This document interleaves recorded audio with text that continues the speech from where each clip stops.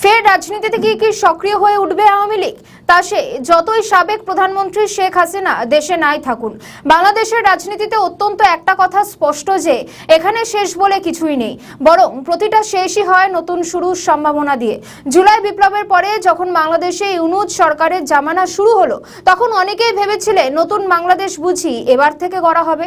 কিন্তু কোথায় কি, নতুন বাংলাদেশের পরিবর্তে দেশবাসী দেখলো সংখ্যালঘু খুন, লুটতরাজ, নারী নির্যাতন সহ আরো অনেক অনিয়ম। আমাদের নতুন পেজ সাবস্ক্রাইব করুন আরো বাংলাদেশের খবর পেতে। দেখতে দেখতে বাংলাদেশে এলো বিএনপির সরকার, পিএম হলেন তারেক রহমান, কিন্তু বাংলাদেশের ছবিটা একটুও বদলালো? উত্তরটা না। তাই তো নিষিদ্ধ আওয়ামী লীগকে ফের রাজনীতির ময়দানে আনতে কোমর বেঁধে খাটছেন দলের নেতৃত্ব। বাংলাদেশের জনগণের একাংশ চাইছেন দেশে ফের ক্ষমতায় আসুক হাসিনা, কারণ যে পরিস্থিতির মধ্যে দিয়ে বাংলাদেশ যাচ্ছে তা আওয়ামী লীগের চেয়ে ঢের ভয়ঙ্কর। দেশে বিদ্যুৎ নেই, হামের মতো প্রাণঘাতী রোগকে কাবু করার পরিকাঠামো নেই, জ্বালানির সংকট মারাত্মক, বাংলাদেশের অপরাধের সাম্প্রতিক তথ্য ভয় ধরানোর মতো। চলতি বছর জানুয়ারি থেকে এপ্রিল পর্যন্ত সূত্রের খবরে পদ্মাপাড়ে খুন হয়েছেন 854 জন, যার মধ্যে খোদ রাজধানী ঢাকাতেই 107টি খুন। হাসিনা প্রত্যাবর্তনের স্বপ্ন দেখছে তার দলের যুব নেতৃত্ব। কথাটা শুনতে অবাক লাগলেও কিন্তু সত্যি। দিন কয়েক আগে সমাজ মাধ্যমে ভাইরাল হয়েছিল এক ভিডিও। বাংলাদেশের লক্ষ্মীপুর জেলার প্রত্যন্ত কমলনগরের রাতে যুব আওয়ামী লীগের কিছু নেতারা শপথ নিয়েছেন। গ্রাম্য এলাকায় মোবাইল ফ্ল্যাশ জ্বালিয়ে হাতে হাত ধরে শপথ নেন তারা।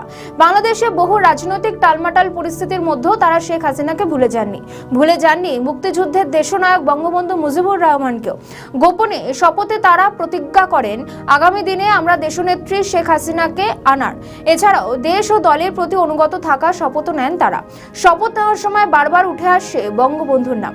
আমিন আমিন। জয় বাংলা, জয় বাংলা, জয় বঙ্গবন্ধু, জয় বঙ্গবন্ধু, জয় তো শেখ হাসিনা, জয় শেখ হাসিনা, শেখ শেখ শেখ মুজিব, লাউ লাউ সালাম, জাতির পিতা শেখ মুজিব, লাউ লাউ সালাম, তেল দে গ্যাস দে, নইলে গদি সাইরিয়া দে, তেল দে গ্যাস দে। একটা কথা পরিষ্কার যে দীর্ঘদিন নিষিদ্ধ থাকা সত্ত্বেও দলের কর্মীরা ভুলে যাননি হাসিনার জন্য তাদের দায়িত্বকে। তারা জানেন কোনো এক সময় যদি শেখ হাসিনা প্রত্যাবর্তন হয় তাহলে এই অবদান ফের চর্চায় আসবে। সম্প্রতি বারের ভোটেও গড়হাজির ছিলেন আওয়ামী লীগ সমর্থিত বহু আইনজীবী, ফলে ওই বার কাউন্সিলের নির্বাচনও হয় এক পেশে ভাবে। কক্সবাজারের আইনজীবীদের একাংশ জাতিসংঘের মানবাধিকার হাই কমিশনারের কাছে দাবি আওয়ামী লীগের ওপর নিষেধাজ্ঞা প্রত্যাহার করতে হবে, কিন্তু সেটা এখনই হচ্ছে বলে মনে করছে না রাজনৈতিক মহল। যেখানে গোটা দলের কাজকে নিষিদ্ধ করে আইন পাশ করা হয়েছে, সেদিক থেকে দেখলে এখনই হয়তো রাজনীতির ময়দানে আসতে দেখা যাবে না আওয়ামী লীগকে। আগামী দিনে আওয়ামী লীগের ভবিষ্যতের উত্তর দেবে আগামী। আমাদের নতুন পেজ সাবস্ক্রাইব করুন আরো বাংলাদেশের খবর পেতে।